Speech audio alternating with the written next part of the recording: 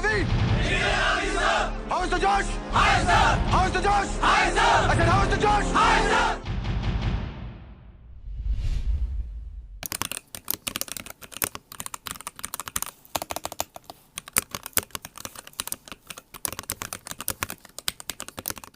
all Good evening, listeners sir. and especially all the chess players. Today we have got Apur Saxena, a wonderful chess player hailing from Bareilly. Now, the chain of questions and information about your particular game, chess, we are starting. And yes, Apur, I'd like to know how has playing chess helped you in life? Thank you, sir. So, chess, besides being something that I enjoy very much, has taught me valuable life lessons as follows. It has taught me to never give up, whatever may be the problem. Because in chess, you do not know what might be the result. Your only happens when you admit your defeat mentally. The second thing it has taught me to have patience. You should never celebrate too early. And as the saying goes in chess, the hardest thing in the chess is to win a one position. So these are the two life lessons that it has taught me. Okay, can you tell me about the governing body of the chess? Something about Yes, the history and yes, sir. other important aspect about chess. Yes, sir. So the governing body of the chess is known as FIDE or International Chess Federation in English. It is the governing body of chess internationally, and it was founded in 1924 in Paris. Its headquarters is in Lausanne, which is located in Switzerland, and the motto is Gens Una Sumus, which is a Latin phrase which translates into "We are one." Its incumbent president is Grandmaster Arkady Dvorkovich, who has been a former Russian minister and also a chess player. Its first president was Alexander Rube, and it was recognized by the International Olympics Committee in 1999. Just 2 years later, uh, FIDE brought in the anti-drug rules, making it eligible to include chess in the Olympics. The FIDE is responsible for conducting coveted international tournaments like Chess Olympiad, World Chess Championship, Candidates Tournament, etc., awarding titles to decorated players like Grandmaster, Candidate Master, FIDE Master, etc., awarding rating points and promoting chess throughout the globe. It can promote chess through variety of ways by bringing more reforms and strengthening national chess federations like All India Chess Federation, which is in India, and similar other organizations in other nations. Thank you, sir. Can you tell me the important Indian chess players and Yes, India's first male and female grandmasters? yes, sir. So, first of all, let me introduce you to India's first male and female grandmaster. The first grandmaster from India was Vishwanathan Anand, who got his grandmaster title in 1988. Then, the first female Indian to achieve the title of grandmaster was Hampi Konaru, who achieved the title in 2002. Let me name some eminent Indian players, both in the male and female category. In the male category, we have Vishwanathan Anand, Adivan Bhaskaran, Vidit Gujarati, Harikrishna Pentala, and Pragnanand. In the female category, we have Hampi Konaru, Divya Deshmukh, Harika Dronavalli, uh, Tanya Sachdeva, and Amrita Mokal. Yeah, among these, who is your favorite player and why? Sir, my favorite player is Mr. Vishwanathan Anand. There are variety of ways, but first let me tell you some more info about him. Then I will explain why he is my favorite player. So Anand is the former five-time world chess champion. He is also the first and the only Indian to be the world chess champion till now. Apart from that, he is the highest rated Indian player and is the only Indian in the top 20 international chess players. He was also the first awardee of Rajiv Gandhi Khel Ratna, Padma Bhushan, and Padma Shri was also awarded to him. Furthermore, he led the Indian team to win gold medal in the FIDE Nations Cup in 2020. Due to his massive speed, he was called as Lightning Kid by people of other countries and his opponents because of his fast speed and made him very successful in his career. Now, talking about why he's my favorite. Basically, I think that those who pioneer in some field, it requires a lot of courage and persistence to gain some name in that field, and Mr. Vishwanathan Anand had done exactly that. He put our country on the international chess map. Before him, there was absolutely no chess culture in our country, but suddenly, after him, there was a chess boom in India, and suddenly India became the fifth strongest chess country as per the FIDE rankings. Today, no one can undermine our country's strength when it comes to chess. But Apurv, I feel that chess is not very much popular in India. If I make you the sports minister or head of the chess organization in the country, Yes, sir. what all steps you like to promote chess? Yes, sir. I think definitely chess looks very underdeveloped when compared with sports like cricket or let's say football in India. But I think when we see a game like chess, which is more of a static game than something of action, we see that it has done fairly well in a country like India when we compare it to even developed countries like England, like Italy, or such countries. India is today one of the best, and let me corroborate my statement with facts. Out of the 1700 grandmasters that are currently living on this planet, 72 grandmasters are of India. Six Indians are there in the top 100, and six Indian women, are there in the world's top 100 women. 20 junior Indians are in the top 100 of the world, and 12 Indian girls are in the top 100. Apart from that, as I've already mentioned, India comes fifth in the FIDE nations ranking after Russia, US, China, and Ukraine. Now, obviously, chess is a bit underdeveloped and has not yet tapped its potential. I think there are several reasons. The first one is that there is a very low frequency of tournaments.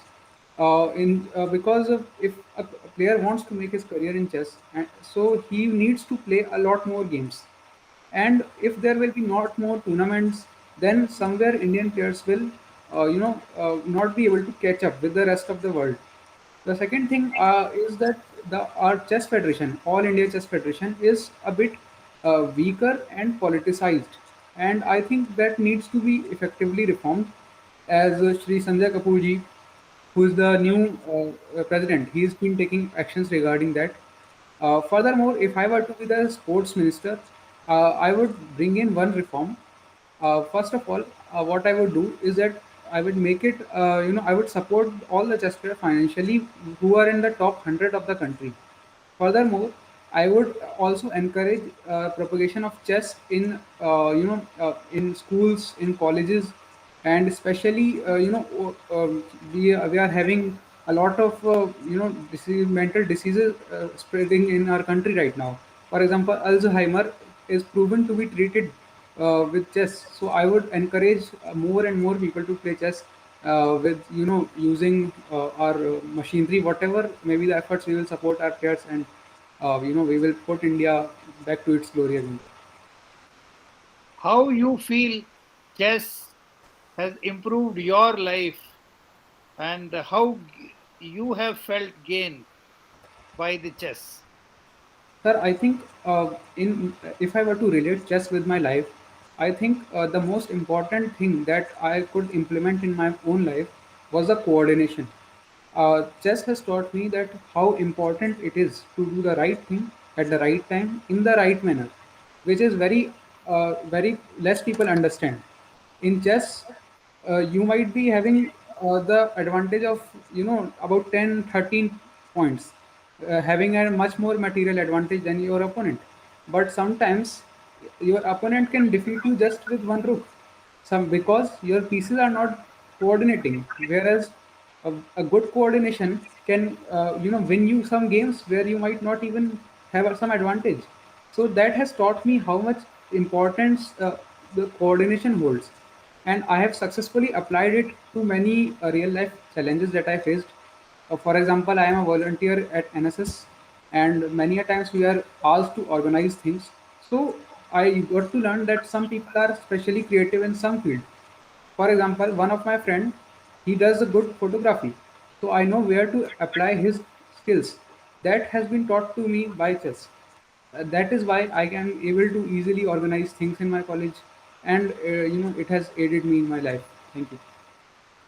What you have organized in your college because of the chess? Sir, can you repeat the question? You mentioned that you have been able to organize things in college. Like how chess has helped you in organizing what all events? Yes, sir. So in NSS, you might be familiar that in NSS we are having 7 day camps. In those 7 day camps, we organize a plethora of activities like cleanliness drives, or sometimes we plantation drives. So in that case, you should there are multiple factors that needs to be considered. For example, if I am organizing a cleanliness drive, there are several things I have to do. First of all, we need some people to clean up the area. Second thing, we need some people to draw posters and place them at appropriate location. Third thing we need is someone to photograph us, because you see that we are required to report our achievements and our work to our nodal officer and program officer.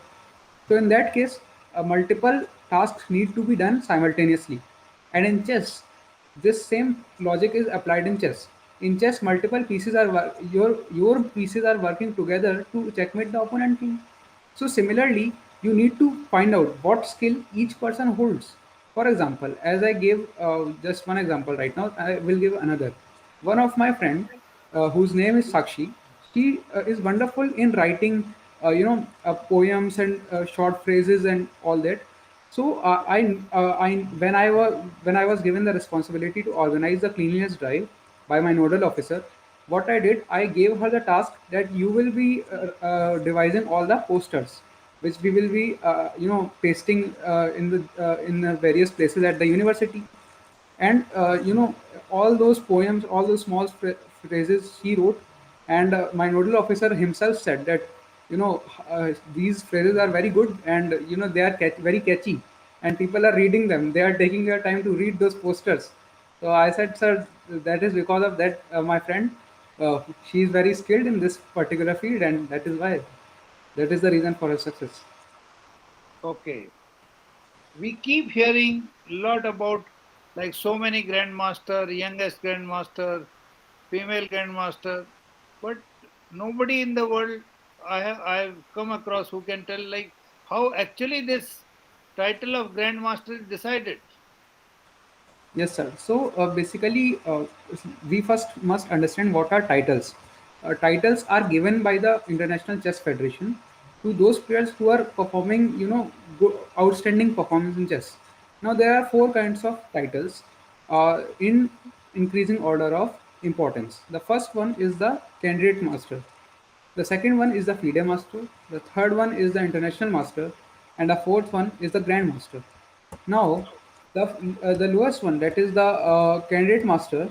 The process for becoming a candidate master is there are multiple ways to become a candidate master. But again, I will be going through the most common way, because the other way is more complex, which I will be describing briefly in the end. So the common way is to first get a rating of 2200. Then a player gets the title of candidate master. However, if a player ever in his career goes below 2200 rating, he will lose this title. Now, if you want to get to the next level, you must become the FIDE master, and that is why you need to get more than 2300 rating. And again, if you lose points below 2300, then you will lose the title. However, then the other two titles, that is the International Master and the Grand Master, these titles are considered to be for lifetime, and no matter what is your status, whether you are playing, whether you are retired, whether you are above this rating, or whether you are below the required, once you have attained any of the International Master or Grandmaster, it will remain with you for your life. And the process for international master is you must score 2400 rating points, plus you must satisfy the required number of norms. Similarly, for GM, for Grandmaster, you must attain 2500 rating minimum and must attain the required number of norms. Now, one question that might be, there, what is exactly a norm? So a norm is basically, let me explain it to you in a very simple way. There are two kinds of rating. One is the rating that I just told you. Second is the rating that is known as performance rating. Performance rating is given on the of the quality of your play, and it varies from match to match or tournament to tournament. For an international master, the you need a performance rating of 2450 in 9 matches, uh, and uh, these matches should be a part of a FIDE certified tournament. Similarly, for GM, you need 2650, sorry, 2450 rating, 2550 rating of performance rating to complete your norms. And again, in 50% of the games of the tournament, which is FIDE certified, you must attain those norms. Now, there Okay, are Apur, I'll stop you here. Can you explain the specification of chess setup? yes, And sir. can you tell me how the world champion is decided? Okay, so basically, as we all know that there are 5 pieces in chess: king, queen, bishop, knight, pawn, and rook. Basically, there are 6 pieces. The king must be 9.5 centimeter long, and it is compulsory that the king must always be the longest piece in the whole chess set. The queen must be 8.5 centimeter in length. The bishop must be 7 centimeter in the length. The knight must be 1 centimeter less than bishop, that is 6 centimeter, and the pawn should be 5 centimeter. Now, in these lengths, there can be 10% of tolerance. Like you can have 10% more or 10% less, but the order of length should follow. The base of the diameter of the base of every piece should be 40% of the height of the piece. All the pieces used in the FIDE tournament must be of Staunton type. The size of a square, which is of the one square of the board, must be at least twice that of the diameter of the base. That is about 5 to 6 centimeter. Now talking about the table on which the chessboard will be placed, that table needs to be 110 centimeter in the length, 85 centimeter in width, and 74 centimeter in height. Now the next question is that how does one become a world champion? So there is a there is a tournament that is held every even year, that is known as the World Chess Championship. The reigning world chess champion is challenged by one person, and that one person is decided by the candidates tournament, which happens every odd year. So the whoever wins the candidates tournament, which is organized by the Chess Federation of International Chess Federation, he gets to challenge the reigning world champion. And if there are 14 matches that are held, and the player who scores 7.5 points first, he wins the tournament. However, in case it is a draw, then the battle moves on, and we go to the rapid section, where there is a 30 where there is a 60 minutes 60 minutes of games. Even if then you are not able to win, then there is blitz, and it is decided who is the winner. And there it is a much more complex, but I have just summarized it for you. Okay. Uh, if the recent event which had taken place where the reigning champion could retain his title, was it similar to what you have explained? The challenge by the Sir, candidate champion or something like that? Sir, as we all know that currently the recent World Chess Championship was held in Dubai, in Dubai Expo, and Carlsen won the tournament by 7.5 to 3.5. Now, clearly he reached the 7.5 mark first, so he was the winner and successfully defended his title. Okay. Earlier I had said that chess has not been that popular in India, but you came out that we have got 72 grandmasters, Yes, and sir. every level we have got high representation. And I think in the last Olympiad, I think we were the joint champions also. Yes, sir. We were gold medalist. Yeah, but I would like to know that even in India, the northern states have got lesser chess players than southern states. Yes, Why sir. so? So, What can be the reason?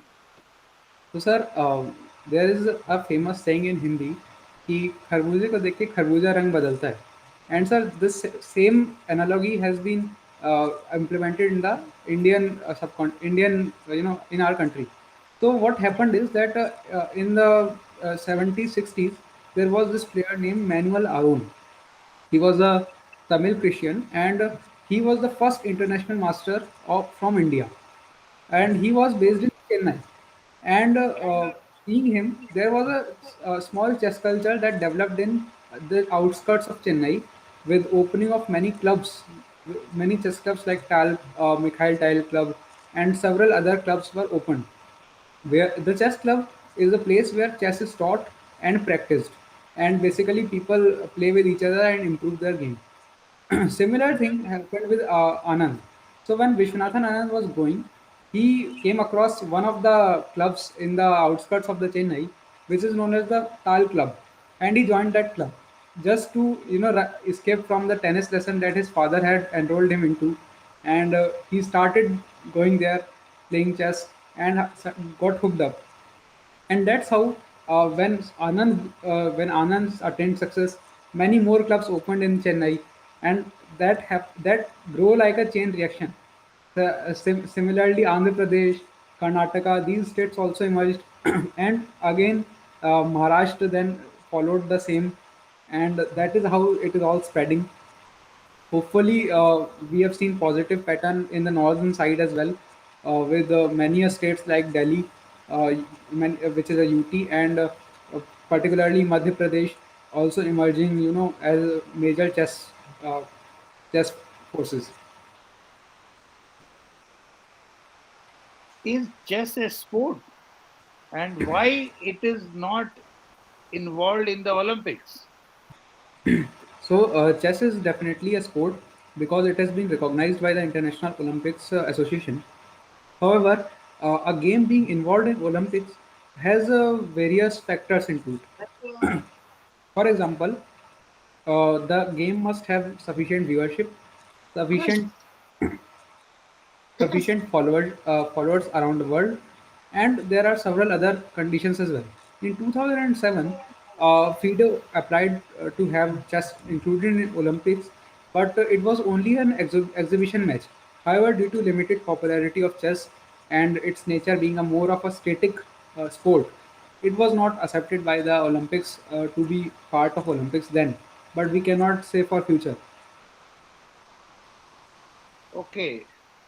And why the chess is so popular in Russia Yes, sir. or the country around Russia? Yes, sir. So, sir, basically this dates back to the Soviet era.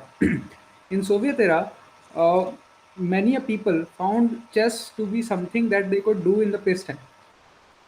In Russia, as we know, that during the communist rule, poverty was there, and chess has very special point with it that it does not require some very expensive setup to play chess. It does not require large fields. It does not require specialized courts like basketball.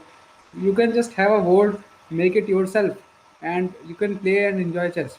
Now, what happened that the Russian government in the early 1940s, 50s, they heavily supported chess. And I must tell you one fun fact. Uh, when Fidesz announced Grandmaster title, much before that, the Soviet Union, the Chess Federation of Soviet Union, announced its own Grandmaster title, and that was followed by FIDE. And that is why we say that the Russian government itself was supporting chess as a sport. Specialized schools were opened throughout Russia, and the it was kind of a national duty of every Russian chess player who made it to the world stage to teach the Russian youth the basics of chess. And today also we see some mark of it. Recently you might have heard that Jan Nepomniachtchi was defeated by Carlsen.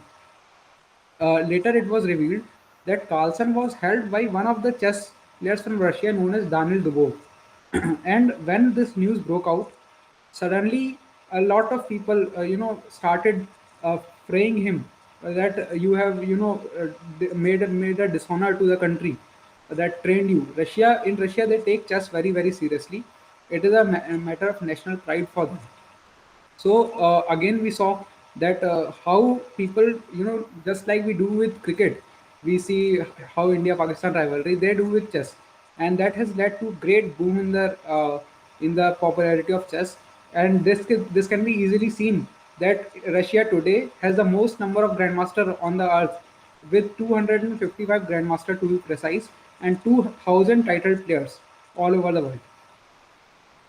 Okay, now if I ask you, like, I have heard that International Chess Day is 20th of July, and with 195 members of FIDE, Yes, sir. but there are countries in the world who have banned chess. Why Yes, sir. and which are these countries? Sir, Saudi Arabia and Iran have banned chess because they're citing the religious reasons.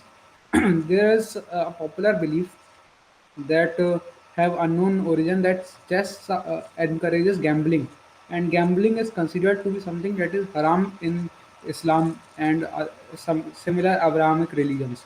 So that might be a issue with them. So that is why they have banned.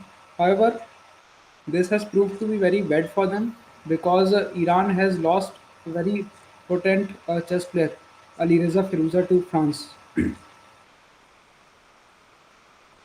Okay, like if we see these type of condition, like which all platforms you recommend to the youngsters, which can really benefit them in learning chess, and as you say, chess helps you in increasing your nervous activities, making you more precise, making various plans, organizing events, and so many other things useful in life. Which all platforms you will recommend to the youngsters? So, if you are talking about learning chess, then I think there are two very important platforms. One is Chessable, which is owned by the world champion himself. Second is Lichess, which is an open source and free platform. Then there is chess.com, which is very good, which is having very good interface, and it can provide you very accurate ratings where you stand in chess. And its rating is almost similar to that of FIDE rating. So I would recommend if you want to play and practice, then go for chess.com. Otherwise, if you want to learn and train yourself, then it is better to go with Lichess and Chessable.com. Okay, can you tell me in how many ways you can win or lose or draw in a match in chess? So, sir, these are the following ways in which we can win in chess. The first one is checkmate, of course. Second one is resignation. Third one is third one is forfeit. Fourth one is fourth one is timeout, and fifth one is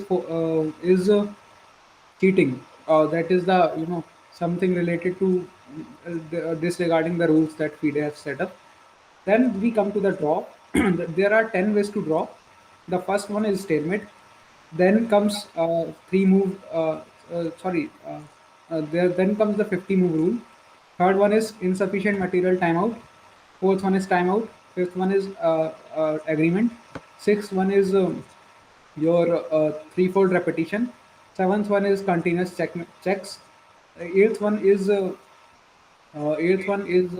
stalemate. Ninth one is your ninth one is your uh, ninth one. I cannot remember, sir. That last two. Okay, okay, that's good enough.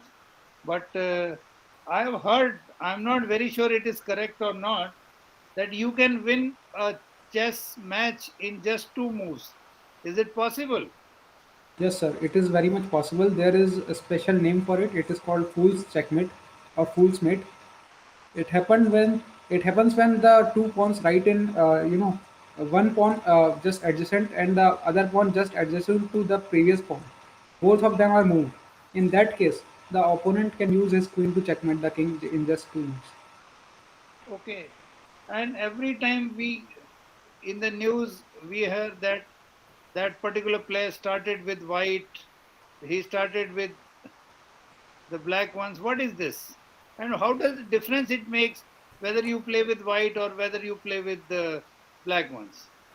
So actually, difference is there because it is considered that white has the more advantage when it comes to when it comes to chess, because when you are white, you get to decide the flow of the game and how the game would end up. So you are basically deciding where to take the game, whether you want to make it positional, whether you want to make it more attacking, whether you might want to make it more sharp or defensive. Then it depends on you. It is decided by in various tournaments in through various methods, that who gets black or who gets white. Now the white goes first, as we all know, and those who go first, for black, there all the openings are known as defenses, and for white all the openings are attacks, basically English attack or Stonewall attack or like that. So in FIDE World Chess Championship, how it is decided is that a balloon, in this particular, the most recent one, a balloon was given to both the players. Now uh, one color of sparkle was placed in each of the balloon, one being white and one being black. Now the players are called on to choose any one of the balloon and needle it and burst it out, and whoever gets the black sparkle, he gets to play the first match with black, and the other one gets to play the first one with white. However, uh, overall both are given the equal chances to play with both white and black. Okay, that's nice. I want like a very famous question. I don't know. I have not read the answer anywhere. Why chess is called chess? And are there any other variants of chess also? Yes, sir. So chess is called chess because it was originated in India, and it was then called Chaturanga during the Gupta Empire. Now, when this Chaturanga propagated to the Western countries through Arab merchants and Western civilization, then it became chess because first of all, the Persians called Shamat. They used to call checkmate as Shahamat. So that's how checkmate we know of today. And similarly, the Germans called Schach, and the in English it was used to call the chess. Now there are multiple variants of chess. Let me list them. The first one is Japanese chess, that is known as shogi. The second one is Go, that is the Chinese chess. Third one is the Western chess that we all know. Fourth one is Chess 960. Chess 960 was invented by Bobby Fischer, who was a former World Chess Champion from US. He invented it because he thought that the complexity of chess needed to be increased, and there are multiple other variants like in Indian chess. What they used to do is that they did not castle, and one of the most famous player for Indian chess was Mir Sultan Khan, who was actually a slave of an English master, but he defeated the most strongest player of that time, Capablanca. Okay, now can you tell me about the ranking given by FIDE and what has been the highest score achieved by any international player and also by highest by any Indian also? Could you Yes, throw sir. some light on this? Yes, sir. So, I think, sir, the system for ranking the players is using the rating points. Rating points are given to a player when he wins a match, and are deducted from the player when he loses a match. If it's a draw, it depends upon what is the rating of the opponent.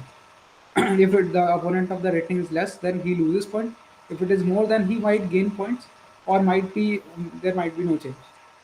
Now, as per the rating, the currently the all the players in the world are the topmost players of the world are currently in the 2800 plus rating, between the 2800 and 2900 range.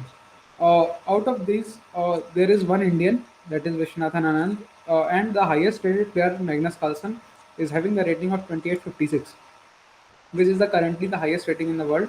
No human player has ever crossed 2900 rating. However, the computer engines like AlphaZero, Stockfish, they have crossed 3000 even rating.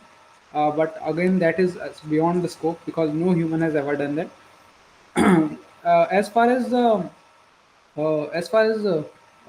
I what is your next question? I forgot your another question that you asked. Okay. I would like to know which are the tournaments at international level and national level which are being played. Yes, sir. Yes, sir. So at national level, there is National Chess Championship, National Junior Chess Championship, National Girls Chess Championship under 20, National Women Chess Championship, and in international arena, there we have candidates tournament, FIDE World Chess Championship, FIDE Nations Cup, FIDE Olympiad, and again then there is Tata Steel Chess Tournament and Norway Chess. So there are multiple, chess tournaments. Okay, that's fine. And the final question of today's discussion, like, who is the present world champion in men and women? So, sir, the present world champion in the men's section is Magnus Carlsen, and he's from Norway. He was he attained the world championship title in 2013 after beating Vishwanathan Anand, and the current women chess championship is with Hao Yifan of China, and she is also the strongest chess player in the world right now in the female section. Okay, that's fine. Wonderfully, you have covered. And I think all our listener and especially the future defense officers will be benefited who has got chess as hobby. A lot of very important question has been covered by Apur. There may be some question which would have been left. That can always be asked on WhatsApp queries. You can post me your questions. Thank you, Apur. Thank you so much. Very nicely you have covered. I think a lot of your friends will be benefited by this. Thank you so Thank you. much. God bless you. Take care.